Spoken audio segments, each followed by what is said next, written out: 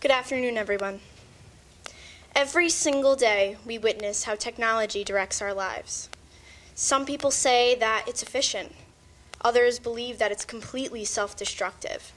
And the rest of us don't say anything because we're too busy checking our Facebook. But over the years, the device and the human have evolved together. Yet there's still one aspect of the two that isn't compatible. Devices have buttons to power off, but our brains do not. I'm here to talk to you today about how technology might be affecting your sleeping habits. And the answer might seem obvious, yet there's more that meets the eye. The average amount of sleep that the adult should get is about 7 hours. And this might seem far off for us because our lives are so busy. But back in the 1960s, it showed that that was the national average.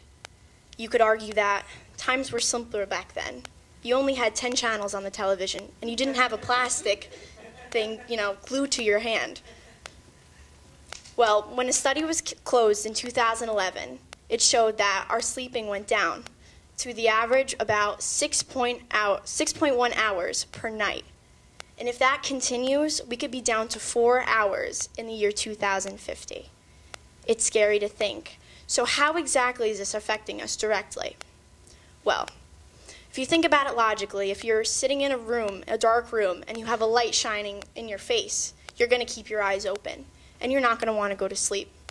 However, the Harvard Division of Sleep says that the blue LED backlight in our phones actually mimics that of the moonlight.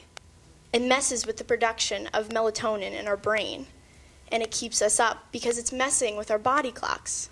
Basically, we think it's too early to go to sleep. Another aspect of the situation is all the different things that we could use on our phone. The apps could be Twitter, Facebook, even checking our email.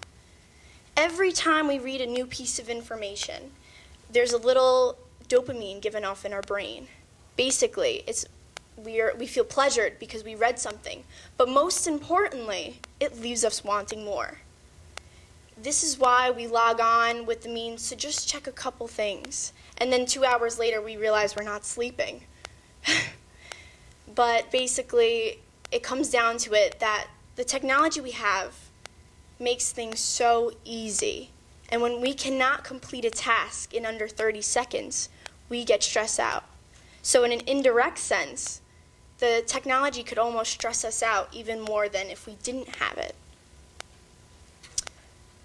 And it shows, according to the National Sleep Foundation, that 63% of people admit to use social networks before sleep. But who is affected by this? Well, if anybody is familiar with Chegg.com, it's a great website that gives discounted prices on textbooks for college. And when I received my textbook, it came with a can of Red Bull, and I was really confused. But I did some research, and it showed the $28 billion industry targets us teenagers because apparently we're the only ones that stay up or want to stay up and can't sleep. Well, if you think about it, every time I have a conversation with my father about how we're misusing our phones and it's taking over our lives, that conversation is interrupted 9 out of 10 times for him to take a phone call. And you know what? I'm not bashing him because he holds his own business. So whether you use it for personal or business or anything, it's still there. And the matter of fact that it's not leaving. Even a 2-year-old could recognize a face on a phone and begin a FaceTime call. Trust me, it's happened. In conclusion, I'd just like to say that technology has given us the opportunity to accomplish great things. We could communicate with someone halfway across the world in a matter of seconds. We have technology in hospitals that keep people alive, and the research on medicine, the list, it goes on and on. But we have to pay attention to the age-old lesson that if you eat too many sweets, you're going to get a stomachache. Basically, too much of anything is unhealthy. There's a time and a place to put it down and relax.